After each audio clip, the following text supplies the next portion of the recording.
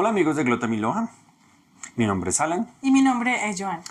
y en el día de hoy vamos a hablar de un libro que se llama, Los sordos ya no hablan, de Gustavo Álvarez Gardiazabal. entonces, solamente para contextualizarlos, esto trata sobre todo lo que pasó en Armero en 1985. Entonces, vamos a entrevistar a Joan a ver qué nos dice acerca de esta obra. Entonces, dinos, ¿cuál es la razón de ser del título del libro, Los sordos ya no hablan? Bueno, Gustavo Álvarez Gardiazabal nos cuenta a lo largo de la novela que desafortunadamente muchas personas fueron advertidas sobre lo que iba a suceder con el Nevado del Ruiz, que le llamaban a propósito el león dormía. Imagínate, ya con ese nombre uno como que se puede hacer a la idea de qué se estaba cocinando allá unos años antes de la tragedia. Sí, y que además esto pasó durante el periodo presidencial de Belisario Betancur, conservador aquí, pues en Colombia. Parece que la negligencia fue tan excesiva que aún sabiendo lo que iba a suceder, aún teniendo los pronósticos de los expertos que decían hay que evacuar ese lugar, Sí, no se hizo lo pertinente y por eso se perdieron tantas vidas humanas, animales y hubo tanta pérdida también monetaria, económica. sí. Bueno, vamos a ver. Bueno, entonces, perdóname que te interrumpa. Sí, claro. Los sordos ya no hablan porque esas personas que no quisieron atender en su momento, tanto a nivel gubernamental como las personas que habitaban en ese momento Armero y que no quisieron irse, porque a los Sí, que estaban cerca de la ladera del río sí les dijeron tienen que evacuar o si no van a morir y no quisieron irse porque no tenían para dónde irse. Entonces hace referencia a esas personas que no queriendo escuchar en su momento sí. perdieron la vida después de pues todo lo que ocurrió en el año que ya mencionaste. Bueno, los sordos ya no hablan. Yo en algún momento llegué a pensar que los sordos se referían a los gobernantes que no quisieron, aquí en Bogotá, acá centralista, y no quisieron escuchar la llamada del alcalde de Armero, por ejemplo. De las personas de la defensa Entonces civil, de la Cruz Roja. se hicieron los sordos y luego ya no quisieron hablar. Eso pasó así Sí. y hasta el momento. Y bueno, después vino una controversia bastante fuerte por dinero que se recaudó y nunca se invirtió realmente en De otros ayudar a países, las ¿no? personas que se vieron afectadas por esta situación. Sí, definitivamente un montón de gente que se hizo la muda. Se hicieron los locos. Decimos acá en Colombia que se hicieron los locos. Bueno, ahora sí vamos a nuestro autor. ¿Qué estaba haciendo Gardiazabal en Armero 10 meses antes de la tragedia? Bueno, yo te confieso que conocí a Gardiazabal como un autor de novelas, pero no sabía que él había tenido su vida periodística también bastante activa. Entonces, él en el principio del libro nos cuenta que estuvo muy interesado en saber todo sobre el león dormido, porque su abuelo, que era un librero manizalita, tenía un poco de anotaciones y esos libros se los regaló la mamá de Gardiazabal cuando el abuelo ya no estaba vivo. Entonces él, leyendo las anotaciones de su abuelo, se llenó bastante de curiosidad y se fue a ver de primera mano qué era lo que estaba pasando en Armero, como unos meses antes de enero de ese año. Entonces él estaba Entonces, ya haciendo sus indagaciones, estaba haciendo averiguaciones, inclusive en el texto incluye algunos textos periodísticos que él escribió al respecto y que publicó en algunos dominicales de periódicos de la época. sí.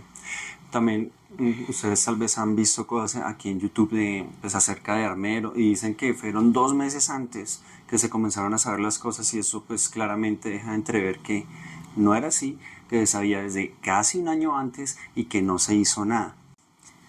Aclaramos también algo muy importante y es que esto sucede otra vez durante el gobierno de Belisario Betancur, que comienza en 1982, el 7 de agosto, y va hasta el 7 de agosto de 1986.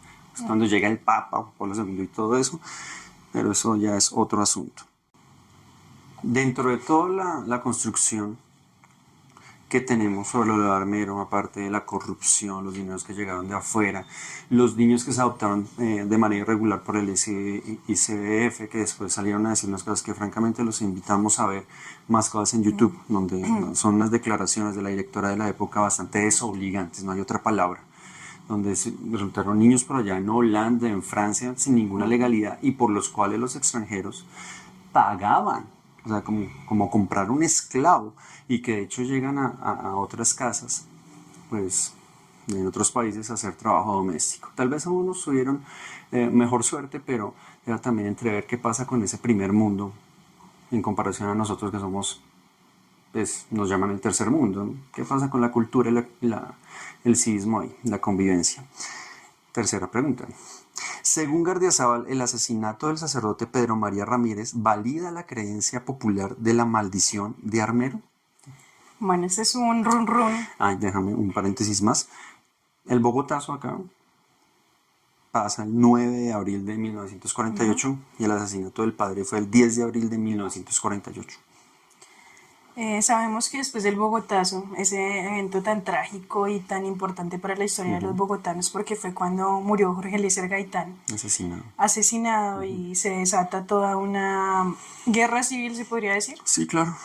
Entre liberales y conservadores y al final de todo el mundo con todo el mundo, porque hubo borrachos que perdieron la noción de la realidad y empezaron fue a robar todo lo que encontraban y a matar a cualquier persona que se les atravesara por el camino. Y de hecho en la descripción les dejamos un video que hicimos como recomendación, un short muy cortico, sobre 2 recomendaciones literarias acerca de lo que pasa en todo el tema de la violencia acá política en Colombia.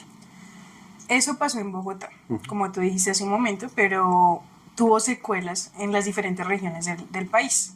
Entonces en muchos lugares apartados como Armero, también la gente empezó a entrar en confrontación física unos con los otros. Este sacerdote era conocido por ser conservador en un pueblo liberal y eso hace unos años era acá motivo de asesinato, sí, eso desafortunadamente. Entonces los feligreses y las personas que habitaban Armero se fueron persiguiéndolo porque se suponía que él, al ser conservador, estaba negándose a que se hiciera la revolución liberal. Y de hecho llegaron tomados a la casa cural, ¿no? Que él tenía unas armas guardadas y que tenían que encontrarlas. Entonces le hicieron la seguidilla y esa seguidilla terminó desafortunadamente no solo en amenazas de muerte, sino en su muerte misma. Sí, pero antes de eso, cuando llegan borrachos esa noche, yo lo ubico más en el 9 de abril todavía. En esa noche todavía estaban llegando las noticias. Acá en Colombia, pues nuestros medios de comunicación en la época sí eran más bien precarios todavía. Pero gracias a Dios por la radio, porque eso nos abría, digamos, el conocimiento de muchas cosas en distintas regiones del país. Y las monjas son las que se encargan de calmar a los ebrios, vamos a decir, como que, hey, cálmense.